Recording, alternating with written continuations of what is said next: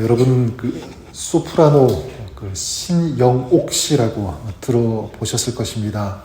그 줄리어드 음대를 졸업하고 그 1990년대인가요? 그 메트로폴리탄 콩쿠르 그 입상한 후부터 그 뉴욕 그 메트로폴리탄 오페라 단원으로 활동했던 세계적인 그런 소프라노이죠. 그 자료를 찾아보니까 그 인터뷰 중에 이런 말을 했더라고요. 저는 하루만 연습하지 않아도 제가 먼저 압니다. 이런 내용입니다.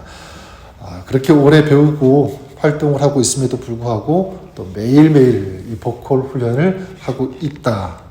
그리고 또 이 거울 앞에서 이 정장을 입고 또 하이힐을 신고 이제 노래 그 연습을 한다고 그렇게 이제 인터뷰 중에 얘기를 하는데, 기자가 왜 그렇게 하느냐 이렇게 물어보니까 다 차려입고 하는 것과 그냥 하는 것은 벌써 이 마음의 자세부터 달라진다. 그런 이제 내용의 그 인터뷰를 한 것을 제가 보았습니다. 오늘 그 우리가 읽은 이 말씀 중에 보니까 우리에게 너무나 익숙하고 잘 알려진 그런 말씀이 있습니다. 6절에 게으른 자여 개미에게 가서 그가 하는 것을 보고 지혜를 얻으라. 게으른 자여, 게으른 자들을 향한 이 지혜의 말씀이라고 볼 수가 있는데, 성경은 이 게으른 자들이 이 개미에게 가서 배울 것을 촉구하고 있습니다. 7절과 8절에도 보면 개미는 두령도 없고 감독자도 없고 통치자도 없으되 먹을 것을 여름 동안에 예비하며 추수 때에 양식을 모으느니라, 이렇게 말씀하고 있습니다. 자, 그럼 성경은 왜 이렇게 게으름에 대해서 강하게 경고하는 것일까?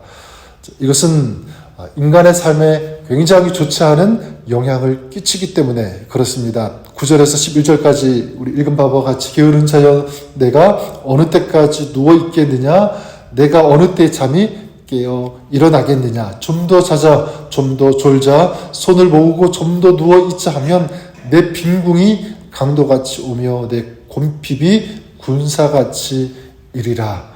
궁핍과 곰핍이 임한다, 이렇게 말씀하고 있습니다. 물론 우리가 오해하지 마십시오. 가난하다고 다 게으르다는 것은 절대로 아닙니다. 하지만 게으를 때 그로 인한 영향은 반드시 그 삶에 미치고 또 따라올 수밖에 없다는 것을 성경은 우리에게 분명히 말씀하고 있습니다. 한번 우리 자신을 겸손하게 돌아보고 성찰했으면 좋겠습니다. 나는 과연 부지런한 사람이라고 할 수 있는가? 그럼 게으르지 않고 이 부지런한 사람의 특징은 무엇일까 한번 생각해 볼 수 있겠죠.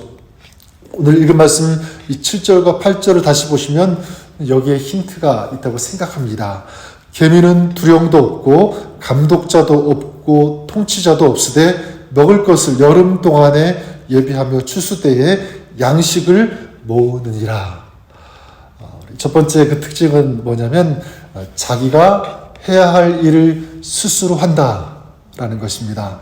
두령도 감독자도 통치자도 없으되, 반대로 이 게으른 사람은 상관이 시켜서 마지못해 한 이런 특징을 우리가 발견할 수 있겠죠. 이런 사람은 자신의 일이 행복할 수가 없습니다.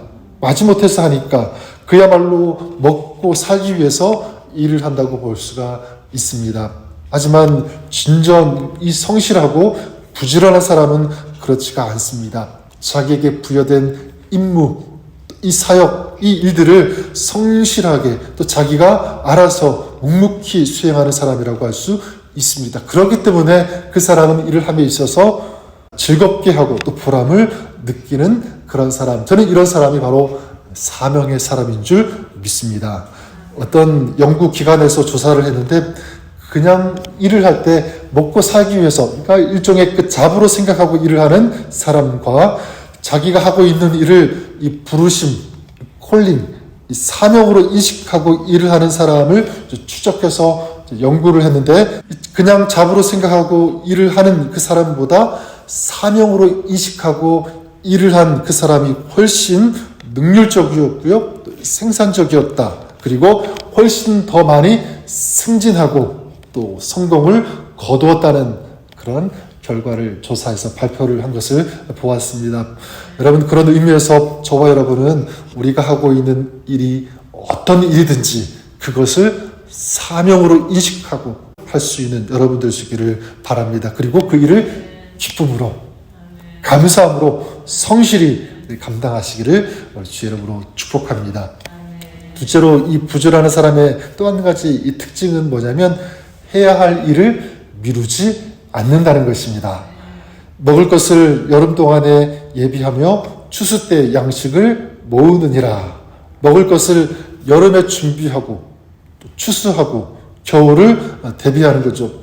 일을 할 때와 추수할 때를 늘 머리에 새기고 가슴에 담고 살아가는, 또 일을 하는 그런 사람. 그러니까 때에 맞게 적절하게 실행하는 그런 사람이라고 할 수 있습니다. 하지만 이 게으른 자는 그렇지가 않습니다. 주어진 그 시간에 해야 할 일을 미룬다.